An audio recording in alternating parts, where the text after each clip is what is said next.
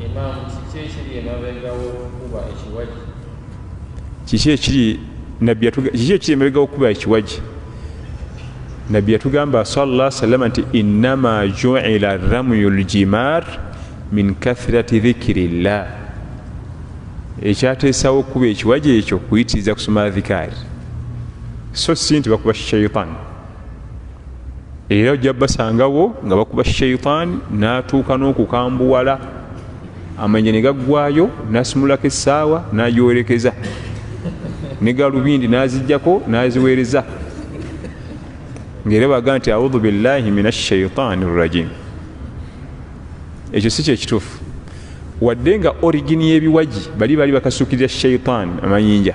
Nabiyullahi Ibrahimu alaihi ssalam nga shaitani emutawanya emuggyemu endowooza y'okusala omwana Ismail alaihi ssalam, ne Ismail alaihi ssalam n'agikasuukirira amayinja ng'emugyamu emuleeta endowooza nti lwaki okkiriza musajja mukulu okusala ofe, gw'omulenzi omutwanyirira odde ku musajja muzeeyi oleka n'obwongo obutabuse, lwaki aleeta ebyo ebyekisiru?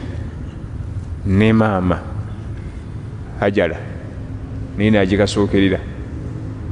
Naye okukasuka tebategeeza nti baagikuba. Mu kalica y'Abawarabu okukasuukirira ekintu aba kunyoomye, ne kiba tekikutte kiba kya bunyoomoofu nnyo. Takasuka kukuba, akasuka kulaga nti tolina makulu gye ndi. Era omuvubuka mu Iraq emabega eri yakasukirira omu ku bapulezidenti ebigatto, ewaabwe yafuuka hero, naye teri nemu yamukwata kubanga n'oli yali musajja munnamagye, zonna yazisala nga tobiri. Naye eri yafuuka hero ku lwaki? Yali amaze okulaga sayidi nti oyo omaze omukola ki? Omukakanya. Kati shaitani siga nti ensolo gikuba, yebeeraawo ensi yonna egikuba amayinja ago gonna gonna. Naye abamu olw'okuba nti baba tebasomye banyiiga, bwafuna n'omukisa n'engatto n'azigyamu n'aziweereza ku kiwagi. Si kuba kukasuukirira ramuyo, era tukasuka bwe tuti. Kuno kwe kukola ki? Kuno kuba, kuno kukola ki? Singa nkola bwe nti muba mu pain, ate kano temuba pain. Yayawukana Allah tabaaraka wa taala. Newe liba jjinja n'endikasukira bwe nti lye limu ne lino, lino n'okulungula n'omusaayi. Naye ate we nti ramyul jimar, kuyitiriza kubanga buli kayinja kokasuka kubako edduwa. Bismillah Allahu akbar, bismillah Allahu akbar, bismillah Allahu akbar. Kati oluusi oyinza okubanga mu mbeera gye mulimu olw'omujjuzo ojja kukola bw'oti, olw'omujjuzo kubanga abantu nabwe tebabaawo bangi. Bismillah Allahu akbar, bismillah Allahu akbar zid. Innama ju'ila ramyul jimar min kathrati dhikrillah. Bwatu batugamba sallallahu alaihi wasallam ekyateekesaawo ebyo kuyitiriza kutendezaani jalla jalal. Naam. Imam, bwemba sirina mutango ibaada ebanfu? Bw'oba tulina mutango ibaada eba naqis, ekendeera. Ate omutango ogulina kuba Makka kubanga waliwo abamu abana Uganda nabo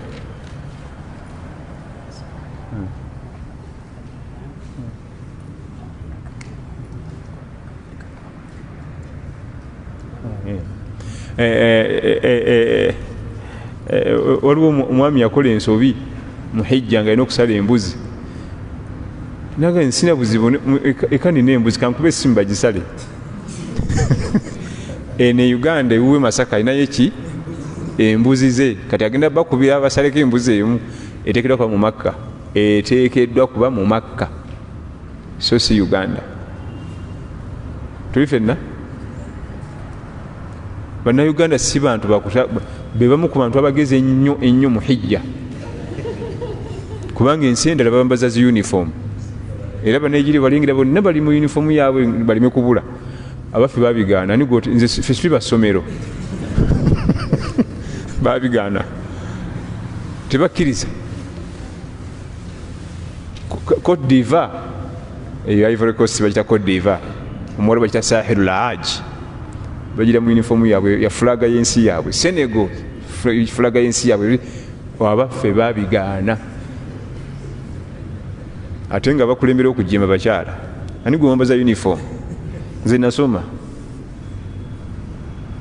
oli tebabyambalayo era obibawa ati nebabirekawo nebabigaana era okusanga ono ayambadde kiki noli kiki niye abatake bayingirawo bonna nga bali mu lugoyo olwo nga newaba abuzi banna balengera banne balengera oli waffe oli mugamba jjeeno balengera uniform tebabyambala baffe tebakkiriza naye yakula omuzizo nomugawo gena kusala mbuzi nti tuwali buzibu kanzireyo ekanzi yesimu mulumu yange mbakubira eka nga mbaja ati asalawo embuzi mu Makka so sika bwakola ensobi nga talina mbuzi aba alina okusiba ennaku 3 ate ngaali eri ekyokulabirako Allah yakyogera mu suratu Baqara faman tamatta bil umrati ila al hajj famastaysara min al hadi nagamba atya faman lam yajid fasiyami 3 ayami fil hajj wa 7 idha rajatum tilka 10 kamila yali ayogera ku kusala enviiri ku mutwe nga bwe twala basahaba yafuna obuzibu n'omutwe nam alqamlu enseke zaali zimutawanya nga aweddeko emirembe webunye basahaba ba nabbi sallallahu alaihi wasallam Allah teyabagulirawo duniya wano waffe ku mulembe guno ngaani gogamba alina ensekere neyo sahaba omu ku basahaba basiniya ali ku lusekere ne nabbi sallallahu alaihi wasallam ensekere zamutawanya mu hijja nga talina mirembe nabbi namugamba nti gwofunye ekisonyiisa ogenda kusalako enviiri niyo ogenda kusiba ennaku 3 mu hijja omusanvu ngozeeyo kubanga haji bali mikolo bali Mina tebalinamala mikolo namugamba nti enviiri kati okuba gwe oline obulwadde adha min rasi olina obuzibu mu mutwe enviiri zisale naye ogenda kusiba ennaku mmeka oba si kyo ogenda kusaddaka nusukun aye najeva fasiyami 3 ayami fil hajji wa 7 idha rajatum tilka imabega mabega wa atimmu al hajja wal umrata lillah fa in uhsirtum famastaysara min al hadi fa idha amintum faman wala tahliqu ru'usakum hatta yablugha al hadi mahilla wala tahliqu ru'usakum timumwa emitwe mpaka kunaku lw'okusala ebisolo olubeerawo ddi nga 10 kati sahaba oli yafuna obuzibu nga alina okumuwa omutwe nga olunaku lw'10 terunabaawo tuli fenna wala tahliqu ru'usakum hatta yablugha al hadi mahilla timumwanga emitwe mpaka nga time y'okusala ebisolo etuuse ebawo ku lwa 10 kati yalina obuzibu nabbi namukizamwe omutwe naye namuwa ebirala ebyokukola naam Imam kituufu kyebagamba nti ku lunaku lwa Arafa Allah ava ku arushi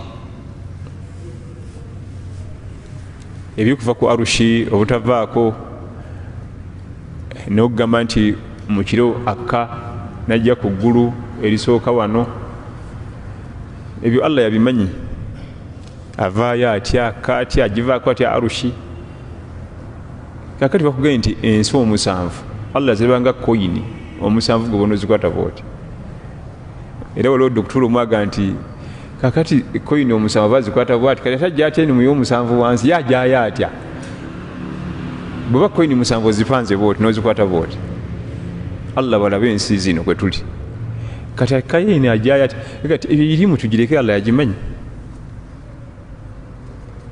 ye akka eggulu erisooka n'abuuza nyansa bamuwe enzika yabimanyi tusobola bitegeera era yemu neirimu y'omukabuli togisaako nnyo sayansi tojja kugisobola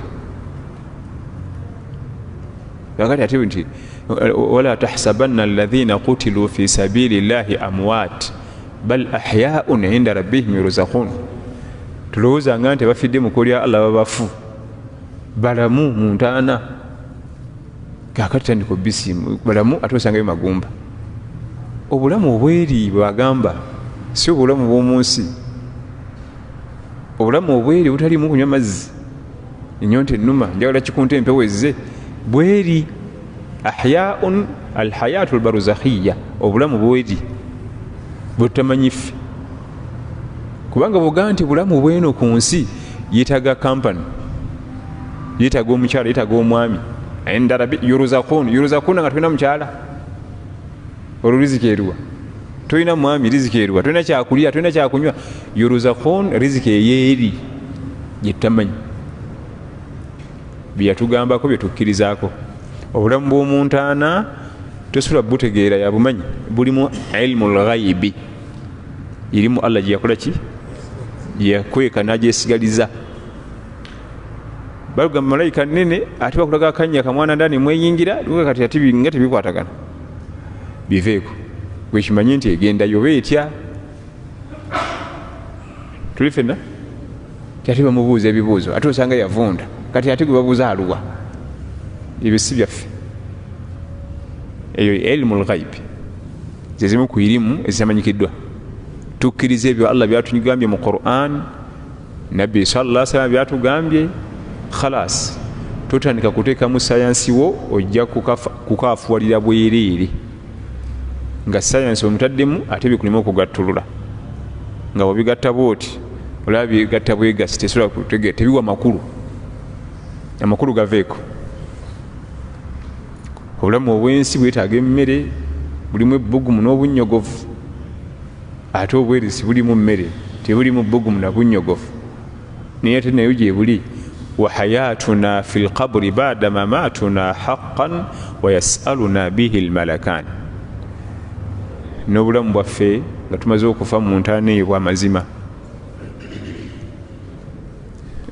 ennaku ezo wajja omuvubuka ng'aze kusiramuka twalina seeka kiti oyo netumubuuza omuntu wajja okusiramuka omubuuza ki lwaki oyagadde okusiramuka ki kyosinziddeko kubanga oluusi aba mukazi waliwo omuwala gwenjagala ewaffe bamita mariyamu gwenjagala okuwasa ate musiraamu oba oluusi aba musajja waliwo omusajja gwenjagala okufumbirwa obumubuuza oba nti akusinziira ku kino ne kino naye omuvubuka twamubuuza nti lwaki osazeewo osiramuke allahu akbar yayogera ekigambo nga sikiwulyanko yagaa nti bwe tubeera mu kyaki batulaga kintu eki life ya duniya naye ate obusiraamu boogera ku life ya duniya ne boogera ku life after death seka twa amasanyaze go gaago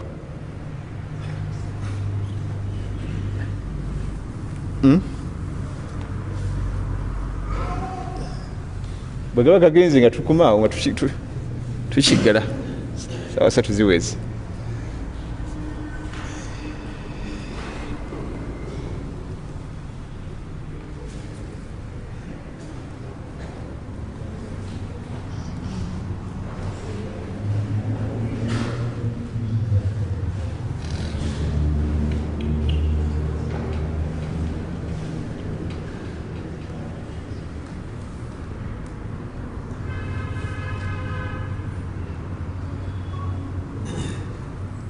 kozi mwagale gali gakomyewo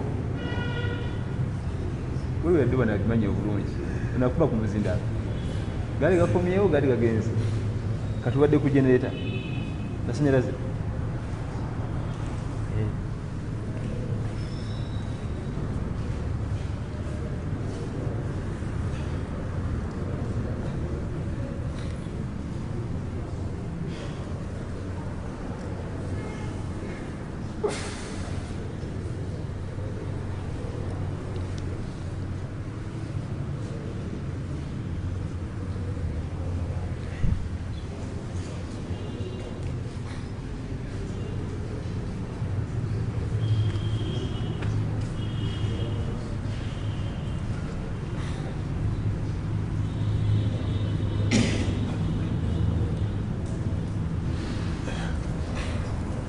Naam.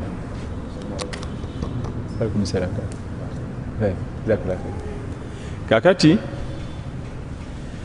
omusiraamu omupya atugamba nti amadiini agasinga boogera ku life ya duniya tebakona ku life after death obulamu obunaabawo nga tumaze okufa ate obusiraamu bo boogera ku byonna ate obusiraamu bwo busa nnyo essira ku kuteekateeka life after death. bwe nakirabye ekyo ne ŋŋamba noteekateeka gye ndaga eri bakugamba kimu ojja kufuna ssente totya akumanya ajja kuwa ssente ojja kuzimba ennyumba ojja kuva muzigo toweraliikirira ojja kugula emmotoka toweraliikirira boogera ku life egi yawano takugambako nti bane waliyo ate naye obusiraamu bo bwogera ku byombi moko ojja gigula inshallah Allah ajja gikuwa wamala ekyo yo life yawano nakutegeeza ne life after n'atugamba nti bwe nalabye ebigambo ebyo n'erina okutegekayo n'embuuza eri ndategekayo ntya okwetegereza nga bo abasiraamu balina programu yoteekateeka life after death nemmanya nti n'okusala layini nzire gye bategekera life eri kyekindeesebwa oyasaaga oyo talina point mu bigambo bye mu ddiini yaffe ey'obusiraamu batujukiza nnyo life after death nnyo mu kutuba ez'ejjuma eza yidi mu madarasa niyo yatugamba nti omusobola okutula omusumba n'ayogerera essaawa 2 ninga life yawo neyokajja bagamba ate nga enkya mugirekawo ninga nti akalenzi kano kasajja kagezi kati kakekiwala nnyo oluzungu kalunoza bulungi era nga bwatu oli matankani totambula nako ninga ate oluganda lumanyi entumutoza shahada kyenjagaddemu ebyo nti wa hayatuna fi lqabri bada mamatuna haqqan obulamu bwaffe mu ntaana oluvannyuma lw'okufa gye buli naye Allah yabukolaki yabumanyi tutwalako ebyo byebatusomesa byebatugiriza mu Quran ne ahadith obisokoola ennyo toyinza kuyita bona obisobokoola nga bikutabula Allah yamanyi life eyo tusala twali nga tusiimye abantu bagitya nnyo naye nga terina buzibu sala tusaasire bagitya nnyo erina okutiibwa kuba tolina experience togituukangamu tomanyi naye bw'otuukayo nga obadde watereeza alhamdulillah sala twala nga tusiimye namu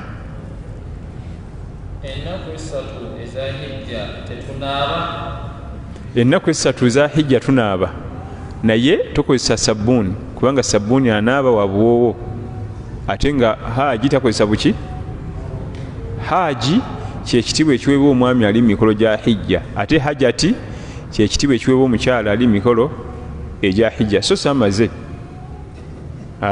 ali mu mikolo gya hijja wabula baba bakimuyise ng'emikolo giwedde si zambi toddawo noga nti ate batugambye nti akola hijja eka gwe bayite ekyo amaze tebakimuyita wabula mu nsi z'abawarabu tekyamanyikwa ekitiibwa ekyo bo tebakigaba tyogenda wahaji gundi tebakirina bo tekikozesebwa nakozesebwa tebakimanyi ti mumaka ga haji gundi aliridda wahaji okuva ddi tebakimanyi naam abali mu hijja basala ensolo ku lunaku lwa 10 oba mu nnaku 3 ez'okukalira ennyama okusala ensolo ku bali mu hijja n'abatali zonna ez'ennya za kusala kasita tumala okusala salatul eid nga tutandika okusala ebisolo abatali mu hijja 10, 11, 12, 13 bonna bali mu hijja n'abatali bonna basala naye lwakuba baba hijja ate bwe tebatandika nga bamaze kusala idi oba bwe tebalina idi bo tebalina kiki idi kasita bamala subuhi nga batandika bo aba hijja tebalina idi naam ennaku zibagambyeko omuntu asaze ebibiiri nga budde tebunnatuuka zasiiba teziba za ayamu tashiriiki teziba za ayamu tashiriiki ennaku z'okwanika ennyama jjukira nti okwanika ennyama ezo ennaku yukurahu siyaamu kitamu okuzisiiba kubanga ate ennyama bani banagirya kiri haramu okusiba ku lunaku lwa idi ate kitamwa okusiba ku nnaku ez'okwanika ennyama kitamwa naye ate katonda afunye alina ibaada ey'okukola alina ibaada ey'okukola tasiba yaumu arafa kubanga tanagisiiba ne yawmul hajj al akbar tagisiiba kubanga ali mikolo mingi gizitowa tajja kusobola atandika ku ayyamu tashriq nasiiba asobola n'okusibira ewalala kubanga ayyamu tashriq beziggwako mba bakyalina ennaku endala twabeeranga mu hijja muzimu ku nnyonyi embi ennyo nga hijja eggwadde 13 ate mugenda ku nnyonyi wabi nnyo nnyo ng'oluva mu emina mu ddungu mukuba kiwaji kugenda kusibula kaaba kuteeka bantu mu bbaasi batwale ku nnyonyi lunaku lubi nnyo bakoowa nnyo kati mbasooka ne bajja mu ddungu nesooka bawumulamu mu woteeri ennaku endala nga 3-4 nelwokateeka ku nnyonyi naye waliwo abakola booking nga ohijja olunaku lweggwa tugenda ku airport webatuusa bano balwadde kubanga n'okusibula obusibuzi kaaba nagwo mulimu munene bano okwetolola kaaba si kusaaga nengo eziyinza okuyulika zonna okwetolola kaaba si kusaaga ovayo ekanzu bagiyuzizza mujuzo okwetolola kaaba si kusaaga ebigere basobola birinnya ne byatika ne bijja omusaayi naddala bakulira mu maka amagazi anti atambula ebigere bigirawo ebiti fe abakulira ku mizigo ojja kuyiwa enva oyita mukakolido mwe muli enva zaffe ate otambuza mbaliga ojja kusamba enva zikole ki nakutambula bwoti kati okwetolola kaaba si kusaaga kusaana nga kituufu wawumuddemu nam ennyama bahaji zebasala basirya zonna oba balina gyebazitwala teba si yakulya ennyama z'abahaji basala si yakulya erina emirimu 3 faidha wajabat junubuha fakulu minha wa atimu lqania walmu'tar bwomala ogisala ensolo mutujeko omutima ogw'okulya mulise n'abanaku alqaniu alina qanaa saballah tuwe qanaa ya rabbi qanaa kigambo kikulu omuntu alina qanaa yaluwa aba n'obwetaavu nga kulaba osobola obumumalira takunyega enjala nemulumirawo naye ngaakimanyi ozirina ngaayagala 10 ogula capati takunyega era bw'olaba nga omuntu alina qanaa mwanguyire nnyo muyamba bw'oba olina obusobozi akuuma ekitiibwa kye alqaniu ye mwetaavu naye ngaafa n'ebibye tayogera weta qaniu akuuma ekitiibwa kye bw'obanga omuguddeko muyambeko kikuuma muwe nga tannakusaba wa atimu lqania walmu'tar almu'taru aba n'obwetaavu naye yayogera ye talina qanaa nsinagafa njala ogundi wali alina sente negundi wali kantomera ono bananyima nga ntomera n'oli bonna tebalyako ku nnyama eyo naye qanaa kikulu nnyo salla tuwe qanaa ate era qanaa ofuniramu ebintu bingi nnyo bwoba ne qanaa ofuna ebintu bingi okusinga mu'tar kubanga mu'taru tutuuka ne tumutamwa mu'tar tutuuka ne tukola ki nitumanyiira tumutandika nakwekweka naye omuntu alina qanaa ate emikono gyeyongera tuli fenna faidha wajabat junubuha fakulu minha enyama eyabahaji mujjako omutima nemulyako wa atimu lqania walmu'tar nebaliisa nemutuliisako n'abalala naye kati waliwo programu z'okuliisa abalala bagikolamu beef nebamugaba bakolamu beef nebamugaba mu nsi ez'abanaku bagikolako nebagiteekateeka nebagitula mu gafreezer nebagijjamu amagumba nebatabula beef ate waliwo nti faidha wajabat junubuha fakulu minha wa atimu lbaisa alfaqir wa atimu lbaisa alfaqir albais yewe embeera embi alfaqir omunaku kati embeera ennyama eyo egabibwa naddala mu nsi endyavu nga Uganda naye ffe tebatuwa ffe batujja mu bebawa olw'ensonga ezitali ezimu nga oluusi wetuukira ate tugikyanga anti obimanyi ebyaffe ezenga eri free ate nemutunda ntunde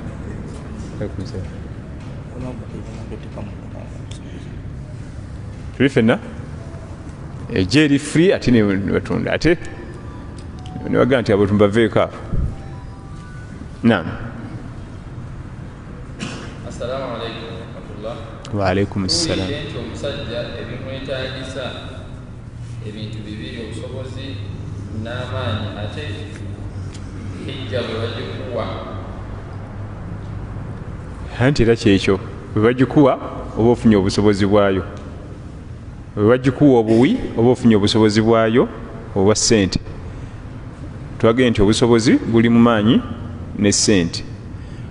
Kati abatudde wano bonna bendaba balina obusobozi bw'amaanyi, si bwe guli? Kalunsambuli ali ku kiki? Kati mugende mukole hijja ne amaanyi tugalina naye tulina ssente. Kati ate waliwo ekijja nekyewunzika nga ssente azirina naye nga ebirwadde bimukutudde, ebirwadde bimumazeewo oluusi myaka. Kati yo hijja eyagala byombiriri, ssente bweziri neki n'amaanyi. Kati bwe bakuwa ssente ne zijja ziba oba ogasse ku istitaa gy'olina amaanyi, olwo kati istitaa eba ejjudde. Naam. kiramulwa kitya okuwasa oba okufumbirwa new convert omusiraamu omupya? Okuwasa oba omufumbirwa bwe kibanga, kubanga bwe basiramuka bafuka baganda baffe, fa ikhwanukum fi ddiini, babaganda baffe mu ddiini si mu musaayi. Tuli fenna ate era ffe tulina obbawasa, ffe tulina obbafumbiza, wabula asiramuse lwaki awo wakulu nnyo, asiramuse lwaki mu bimu ku bintu ebyobulabi byotasembereranga muwala wange ne mutabani wange kwe kuba nti omuntu omwana wa buwala asiramuserwa ggwe omwami mukwano, oba asiramuserwa ggwe omuwala mukwano, kubanga omukwano gulinga kimuli tekina buwangazi. Obuwangazi bw'ekimuli buba bumpi, okiteeka buteesaawo kirina okuyitako 4 hours nga kimaze okutandika okukyuka okufa, gwe mukwano. Wabula asiramuserwaki? Waba asiramuserwa ddiini nti okusinzira ku kino ne kino nze njagala ddiini ya busiraamu, so si nti waliwo omwami gwembala, waliwo omwana omuwala gwembala.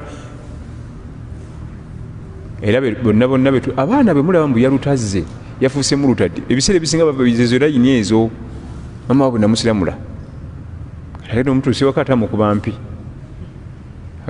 omutuuse waka riziki terabikako, kwazaga nti kati omusajja nayagalamu ki, n'ebidiini bye sibyagala kati.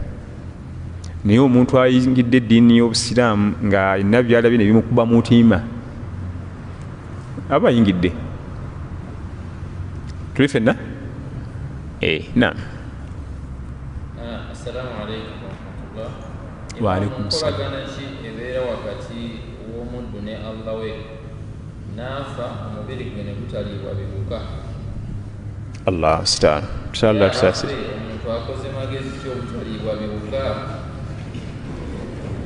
Ekimu ku birabo Allah byagabira omuddu we, mayiti ye neesigala nga bweri mu ntaana eyo, tekimala gafunwa nno, neesigala nga bweri. Era babasanzeeyo mu Makka, naye batuzanyiddeko embulala. Kati masanyalaze genereta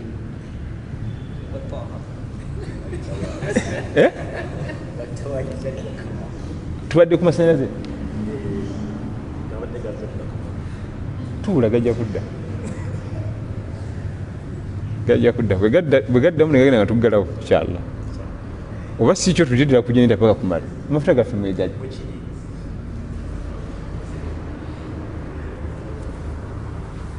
Tulina eddakiika nga 25 kumala.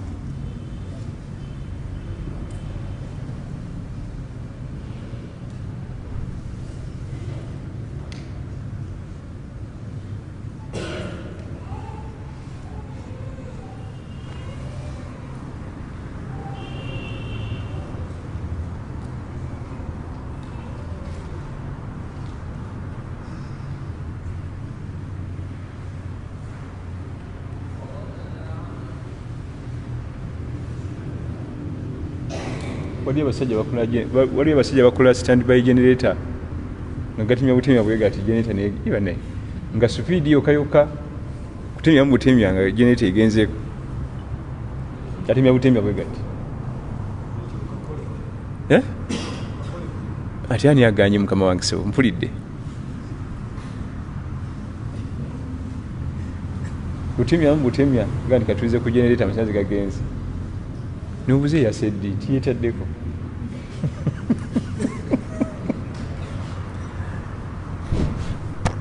yekoze eki tiyetaddeko stand by generator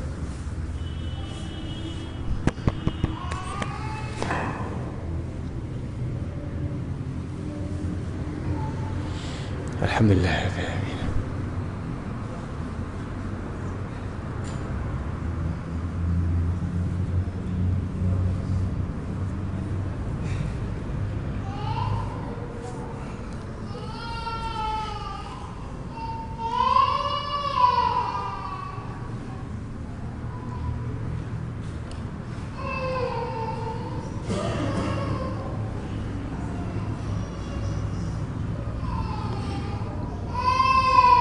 omuzukulu abadde ki bamumpe wano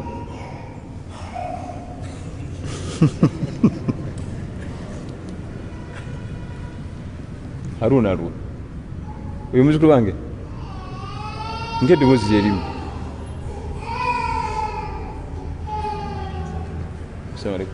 sinamya likodinga kadde nti jiba ngodde wakula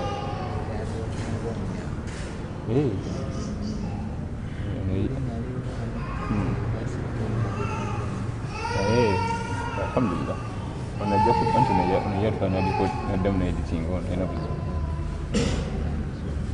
njebe tuze dakika nga abiri tumale naye maana sinzigatu anti bakyala bagamba bwegwate gulipooti bawulirira ddala bati bawulirirako ddala totali naye tuli mubibuuzo kati tuuza ebibuuzo nga 3 bina siga nti sigaye kumalawo gwe programu yo tumala ku kitundu awo bwogamba kubimalawo nedhuuli etusanga kale inshallah inshallah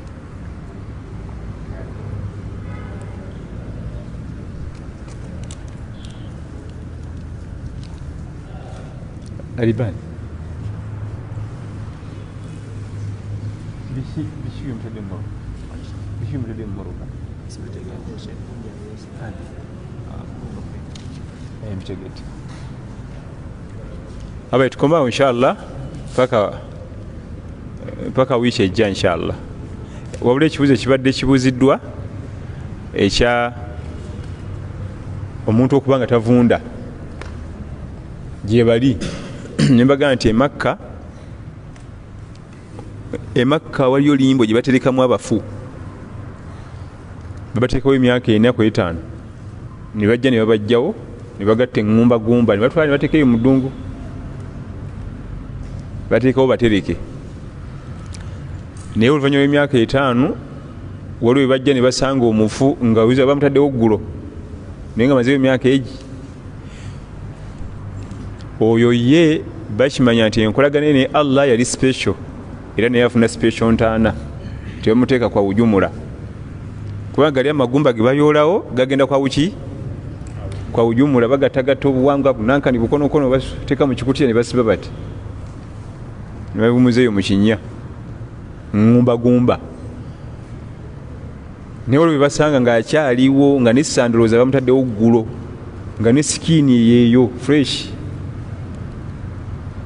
ababaddu ba Allah gye bali mubo mulimu bahafadhata kitaaba Allah abakwata Qur'an al-Karim enkwata ya Qur'an al-Karim fe wano gye tumanye Uganda eryegi kubikuŋŋaanya n'obijjayo n'obiteeka wano naye nga tekufaanana onakusobola kunywera bantulize ndi hafizu oluusi ne bawakana n'okuwakana nasukana kugeza olw'enneeyisa oyinza otya tugaa nti oyo hafizu nga muyaayi mubbi ng'abantu bawakana. Hafidhu gwe boogerako nga Imaamu Al-Hasan Al-Basri bwatugamba nti fulanun yahfadhu al-Qur'an faqal bal al-Qur'an yahfadhu, avuga nti gundi akwata Qur'an aga nti iyo Qur'an hifidhu kigeza mukuuma ti gundi akuuma Qur'an ti Qur'an ye mukuuma butagwa mu haramu. Qur'an ye mukuuma amanyi nti wano kino haramu kino sibigwatako. Okukwata Qur'an al-Karim si kukwata bigambo n'ossa mu mutwe, bal nga ne bw'ojjaga nti oyo hafidh azze. Ekyokukwata Qur'an al-Karim kyekimu ku bitiibwa ebyo Allah byayinza okuwa mboddeyo neesigalawo, naye mu biti byayo byonna omulaasi mumumanyi bagenda nti Rastaman abaga nti nze ndi mulaasi, temumulaba mumulengerera n'eri kubanga ye akola ebiviiri ne bikula, tabisala tabisanyirira, tanaaba takola ki, n'aguba nayambala agantuntu, kuyimirizaawo kitiibwa kyaki, taddayo kubaga nti nze ndi Rastaman. Mumeka kifuba yebaleko Rasta kubanga sayini zonna azikola ki, ate tumukolere ki? Naye ssebo wano waffe bahafizi baffe abamu owakana n'omugezesa mu Imran nga mwali, n'ogezesa mu Nisa nga mwali, nati wayi musajja yagikwata naye mbadde sikakasa. Nga lwaki takakasa? Enneeyisa ndala nnyo. Hasan al-Basri yatugamba nti okusanga oli nga bw'ayingirawo bwatoloza hafizu yazze, kubanga olwo Allah bye yawa ng'oyinza okuza hafizu naye nga tamanyi wadde juzu neegi olw'enneeyisa. Aga nti oyo ng'agifaanana emulabikako, atunda Qur'an, agula Qur'an, awasa ayambala Qur'an, oyo asinga oli nga yagikwata naye nga akusooka kutunnyonnyola. Oyo asinga oli yagikwata yonna naye nga akusooka kukola ki? Kunnyonnyola. Kakati bannange tuhafizi waffe wano mulamba nti ntasobola kuba hafizi oyo. Tuli fenna waliwo hadisi zetusoma nituziyimpa yanga mpanvu. Khayrukum an Uthman ibn Affan radiyallahu anhu qala Rasulullahi sallallahu alaihi wasallam khayrukum man ta'allama al-Qur'ana wa 'allamahu, abasinga obulungi mummwe yahize Qur'ani n'agiyigiriza. Si kuyiga kusoma makhariji na kimna ma ahkamu nuni saki nabyokka ngemufaanana kubanga buli wemufaanana naffe abamusomako twanguyirwa. Niyo gamba nti omusomesa waffe wa Qur'an yabbirira sigala golaba bikwatagana. Kati abayizi baba kyasomye Qur'an abo abbirira ki? Ate nno Allah basaaside muzze ku mulembe, ffe twakulira mirembe nga mulimu sigala mungi, mumuzze nga sigala akyaliyo ye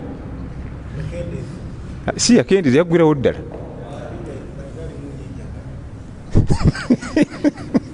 Akasajja kabyonoonya alimu n'enjaga ate yombi nnyo. Ffe twakulira nga mubeera mu biraali eyo naye nga kizibu butawulira lusulo lwa sigareeti jama Islamic sigareeti muka mu toilet wevu mu toilet naye kati olwawo usanga nevu lyaki naye nga mu bifo ng'ebyo mu Islamic schools nga kizibu nnyo omwana okujja nesigala. Kiba kitegeeza basomesa siwe kuba kale nembayizi mubabangamu kubanga ffe asoma tuli basajja bakulu. Oluusi yatundako mu katale k'egindi era atembeya bibiriiti ate nadda asome. Guno mulembe bintu bikyuse nnyo bingi. Avudde mu kutembeya bibiriiti akumye okusoma, kati emikisa gy'okufuba segereeti giri waggulu ate yakute Qur'an. Kati khayrukum man ta'allama al-Qur'an, yani ta'allama al-Qur'an al-Karim, wa iza Qur'an al-Karim, kusoma kugikolerako kugissa mu nkola byonna, so si qira'a yokka. Ffe tufanye ku qira'a neetereera n'omusanga omwana nga fulumya ennyukuta ayala kukula mu lulimi naye ebirala nga Qur'ani byennyini byemugamba ate abirekawo n'atambula na birala. Oyo si hafidh. Ma yahfadhu shay'an min kitabillah, aba talina kyakwata mu kitabo kya Allah, Qur'an al-Karim. Ya hafidh al-Qur'an lasta bihafidhin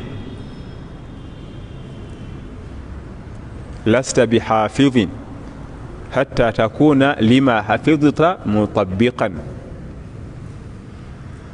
Abatusooka abalongofu batugamba nti wange gwakwata Qur'an tonnakwata mpaka ng'otadde mu nkola by'okutte. Hatta takuna hafidhan mutabbiqan bima hafidhta. Tuli fenna akakalayini kensembyayo, akakalayini kensembyayo insha Allah era katumala. Kagamba katya nti ya hafidha al-Qur'an lasta hafidhan, gwe munanga wakwata Qur'an tonnakwata hatta takuna mutabbiqan lima hafidhta, mpaka ng'otadde mu nkola by'okutte. Awo nga tuga nti kati oyo hafidh. Naye era Hasan al-Basri yagaana okugamba abantu nti ndi hafiz. Tugamba lwaki tugamba totugamba muri hafiz, fe tujja kukulaba gusirika. Lwaki tugamba Hasan al-Basri yo munyenye mu umma. Hasan al-Basri munyenye muki totugamba kubanga bonogisa mu nkola neyokulabikako, fe tujja kuwa ekitiibwa ekyo. Wa barakallahu fikum, wassalamu alaikum.